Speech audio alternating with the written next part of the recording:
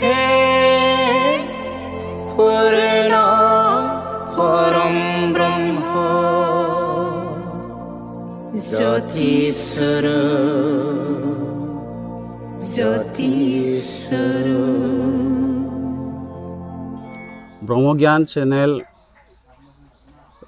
চাই থকা আই বাবাসকললৈ মোৰ নমস্কাৰ গ্ৰহণ কৰিব।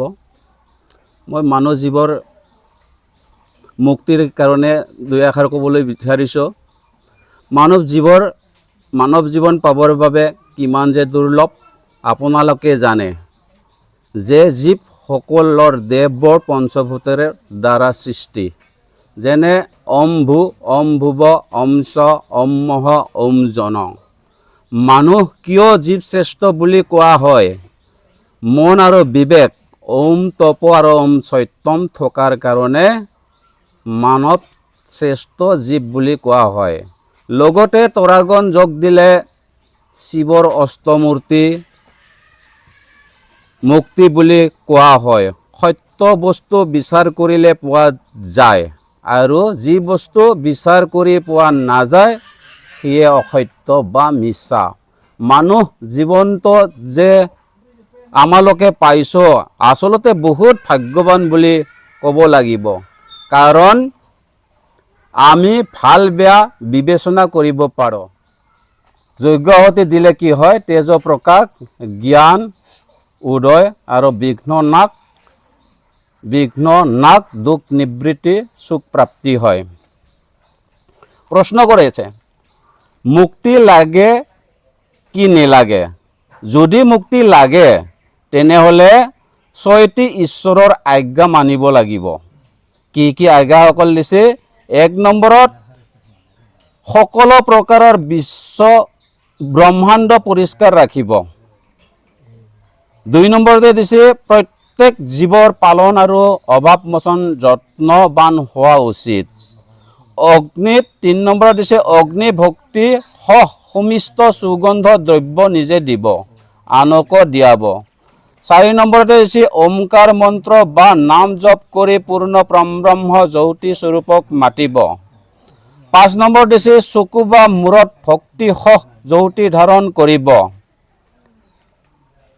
আৰু 6 নম্বৰ দিছে যি পূৰ্ণ বা সৰ্বত্ৰ বিৰাজ তেওঁতে নিষ্ঠাবান হ'ব।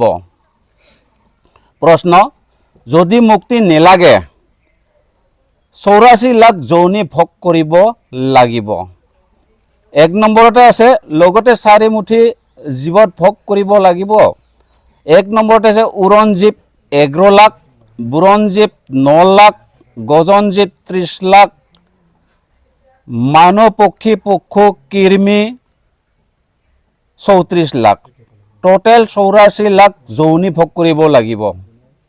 যদি এইবিলাক যদি 6টা আজ্ঞা নামানে ঈশ্বৰৰ, তেতিয়াহ'লে 84 লাখ যৌনি ভোগিব লাগিব। আৰু ত্ৰেতা যুগ চলিছিল, সত্য যুগ, ত্ৰেতা যুগ, দ্বাপৰ যুগ, কলিৰ যুগ, সেই 4টা যুগ বুলি কৈছে। তাতে সত্য যুগ চলিছিল কিমান? 17,28,000 বছৰ বিষ্ণু অৱতাৰ ৰূপে।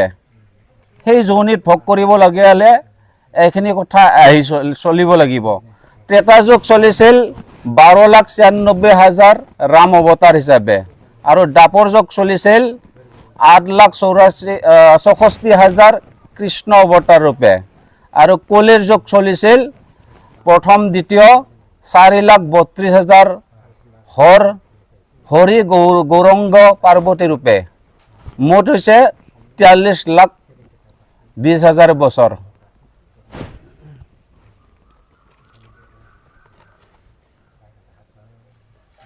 ইয়াতে আছে সত্য আছেনে? প্ৰশ্ন কৰি আছে। উত্তৰত লিখিছে সত্য এক ভিন্ন দ্বিতীয়ই নাই। সত্য সকলোৰে নিকট সৰ্বকালে, সত্য কেতিয়াও মিছা নহয়।